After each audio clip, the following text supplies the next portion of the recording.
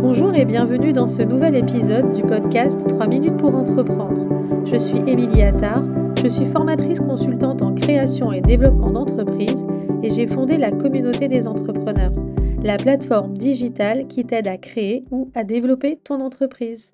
Bonjour à toi, entrepreneur en herbe ou confirmé. Aujourd'hui, on va parler de nouvelles pistes, de ces idées de business qui pourraient bien être les pépites de demain. Si tu cherches l'inspiration pour démarrer ou diversifier ton activité, eh bien cet épisode est fait pour toi. C'est parti pour un tour d'horizon en 5 escales entrepreneuriales innovantes. Première proposition, une agence d'écotourisme. Imaginons, tu aimes la nature et tu veux contribuer à sa préservation tout en permettant aux gens de la découvrir. Pourquoi ne pas créer une agence d'écotourisme ? C'est le moment de concilier passion pour l'environnement et entrepreneuriat. Proposer des voyages responsables, des expériences immersives qui respectent la faune et la flore, ça c'est un business model d'avenir. Deuxième proposition, consultant en cybersécurité. Avec le nombre croissant de cyberattaques, la sécurité informatique est devenue primordiale. Si tu as des compétences en informatique et une bonne connaissance du monde de la cybersécurité, bien entendu, se lancer comme consultant en cybersécurité pourrait être une voie royale. Aider les entreprises à protéger leurs données, c'est non seulement utile, mais aussi très demandé. J'ai d'ailleurs enregistré un épisode de ce podcast avec l'entrepreneur Michael Tonceau de Cybersereno, qui est un excellent consultant en cybersécurité. Je t'invite à découvrir cet épisode. Troisième proposition, l'entreprise de l'économie sociale et solidaire.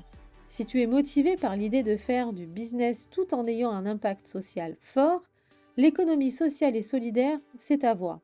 Créer une entreprise qui répond à des besoins sociaux, qui réinvestit ses bénéfices dans sa mission sociale ou qui opère de manière coopérative, voilà un challenge qui a du sens. Alors attention, je ne te dis pas qu'il faut que construire une entreprise issue de l'économie sociale et solidaire. Je t'invite à inclure dans ton projet cette notion d'économie sociale et solidaire. Quatrième proposition, être formateur indépendant. Partage ton savoir. C'est une phrase simple, mais très puissante.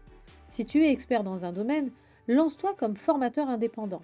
Et bonne nouvelle, pour t'aider à démarrer, j'ai concocté un guide pratique rempli de conseils, d'astuces et de stratégies pour réussir. Tu le trouveras directement sur la plateforme de la communauté des entrepreneurs.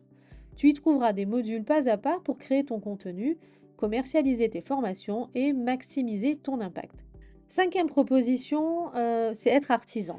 Alors, ne sous-estime jamais le pouvoir de l'artisanat.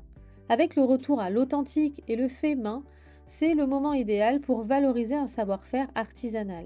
Que ce soit dans la restauration de meubles, la poterie ou même la création de bijoux uniques, être artisan, c'est allier passion et profession. Alors si tu as la chance d'avoir un talent particulier, c'est le moment d'en profiter.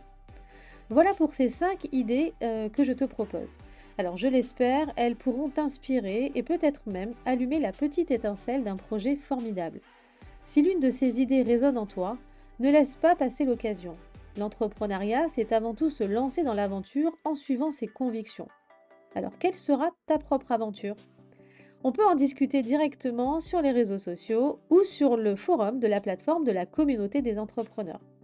Pour cet épisode, c'est terminé. Je te dis à très vite.